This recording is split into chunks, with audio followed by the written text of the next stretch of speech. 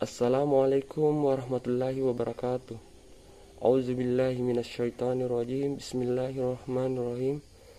Nahmaduhu wa nasta'inu wa nastaghfiruhu wa na'udzubillahi min syururi anfusina wa min sayyiati a'malina. Min yadillahu fala mudhillalahu wa min yudillu fala hadiyallahu. Allahumma shalli wa sallim ala sayyidina Muhammadin wa ala alihi wa sahbihi ajmain, amma ba'd. Puji syukur kita panjatkan kehadirat Allah Subhanahu wa taala, karena atas rahmat dan hidayahnya lah sehingga kita masih diberi kesempatan untuk saling berbagi informasi yang bermanfaat dan dapat menjalankan kegiatan sederhana yang insya Allah bernilai pahala di sisi Allah Subhanahu wa taala. Dan tak lupa pula kita hanturkan salawat dan salam semoga tercurahkan kepada Nabiullah Muhammad sallallahu alaihi wasallam. Pada kesempatan ini izinkan saya untuk membuat tugas kampus saya, mata kuliah agama dan etika, judul etika berbeda pendapat dalam Islam. Beda pendapat dalam Islam adalah hal yang wajar dan sudah ada sejak zaman Nabi Muhammad sallallahu alaihi wasallam.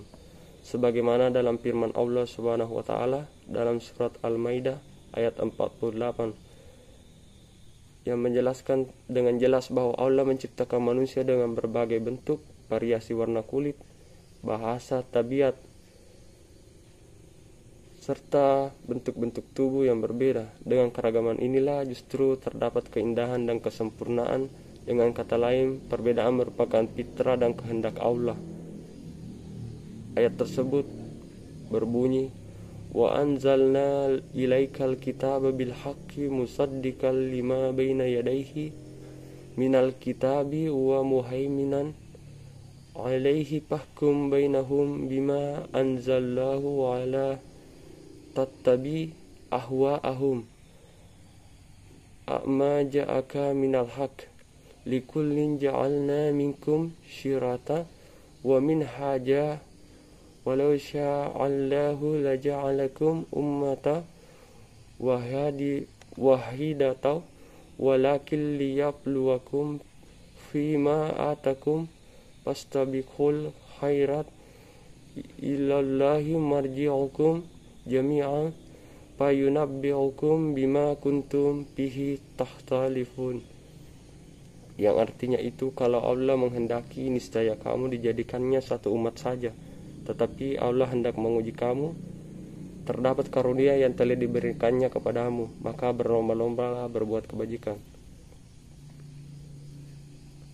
Adapun dalam riwayat Muhammad bin Abdul Rahman al-Dimashqi, seorang ulama mazhab Syafi'i, menegaskan dalam kitab Rahmatul Ummah fi Iktilafil Aimamah bahwa perbedaan pendapat di kalangan ulama merupakan rahmat bagi umat, karena mereka telah melakukan ijtihad dengan mengerahkan seluruh daya intelektual dan spiritual guna mencari kebenaran. Kalau Rasulullah masih hidup, perbedaan pendapat sangat jarang terjadi di kalangan para sahabat. Rasulullah adalah tokoh sentral, tempat rujukan semua permasalahan yang dialami para sahabat-sahabatnya. Karena itulah, jika para sahabat berselisih pada zaman Rasulullah, mereka segera mencari Nabi, lalu berkonsultasi kepada beliau, dan kemudian menjelaskan apa permasalahannya, dan Rasulullah segera memberikan pendapat yang benar. Namun karena pada zaman kita Rasulullah Shallallahu Alaihi Wasallam telah meninggal, tidak ada salahnya kita juga mempelajari perbedaan pendapat dengan melihat dari perspektif orang-orang ahli agama atau ulama atau ustaz yang pada hakikatnya juga menjalankan syariat Islam dan sunnah-sunnah Nabi. Salah satunya Ustaz Abdul Somad. Siapa yang tidak kenal beliau? Kita bisa melihat sikap beliau dalam menghadapi perbedaan pendapat yang diceritakan dalam kisahnya. Pada suatu majelis ada salah satu saudara muslim bertanya, sikap seorang muslim menghadapi perbedaan pendapat yang terjadi dalam agama Islam bagaimana Pak Ustaz? Bagaimana sikap dia? Pak Ustaz kemudian menjelaskan, karena ini malam, Jadi besok semua sama-sama salat subuh. NU salat subuh, Muhammadiyah salat subuh, Al-Wasliyah salat subuh, Perdi salat subuh. Semuanya sepakat melaksanakan salat subuh. Tapi dalam pelaksanaannya Muhammadiyah tidak pakai kunut, NU pakai kunut. Muhammadiyah tidak pakai uzalli, NU pakai usolli.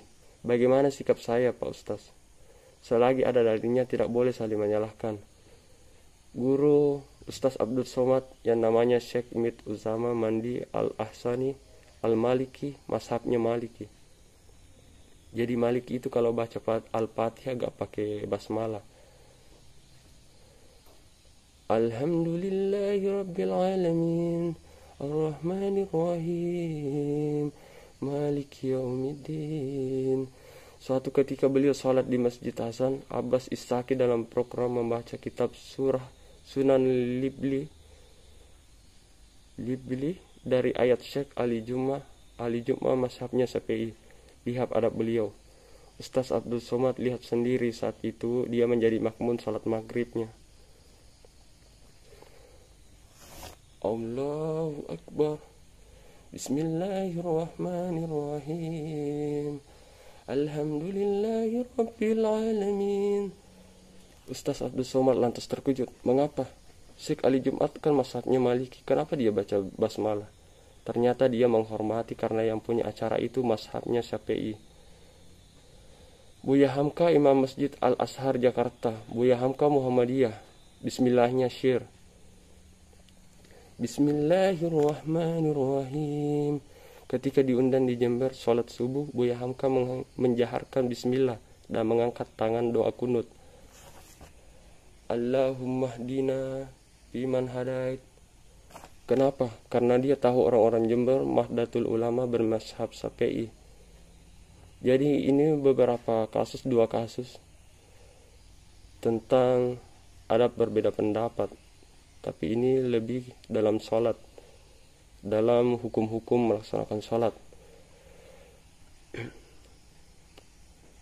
Ustaz Abdul Somad baca bismillah Jakarta. Kalau subuh baca doa kunut. Tapi beliau kalau ceramah di Masjid Muhammadiyah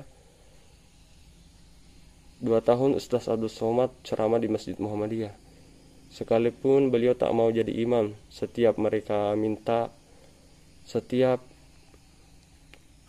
jamaah di Masjid Muhammadiyah itu meminta beliau untuk menjadi imam, Ustaz Abdul Somad mengatakan mohon maaf. Kenapa? Di mana letak masalahnya?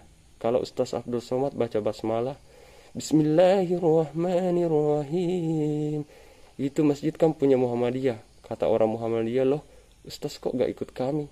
Kalau Ustaz Abdul Somad basmalah, ya ikut Muhammadiyah. Bismillah silent. Alhamdulillahi Rabbil Alamin. Jamaah banyak yang tidak Muhammadiyah pasti bertanya-tanya, loh bagaimana Ustaz ini? Ini Ustaz mencela-mencela kata dia. Ini Ustaz pintar kata dia. Karena dia tak paham masalah fikih. Yang paling enak itu jadi makmum kata Ustaz Abdul Somad. Mau berbunyi bismillahnya, mau tak berbunyi, mau bismillahnya silent, mau bismillahnya jahar, selama baca Al-Fatihah itu sah-sah saja.